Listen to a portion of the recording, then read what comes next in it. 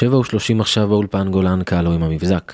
שר החוץ אביגדור ליברמן אומר כי הלילה צפויות לעבור 2 ספינות מלחמה של איראן בתעלת סואץ בדרכן לסוריה. מדובר בפרובוקציה שמוכיחה כי הביטחון העצמי והחוצפה של האיראנים הולכים וגדלים מיום ליום, כך ליברמן. מנהיג חיזבאללה חסן נסראללה שוב מאיים על ישראל.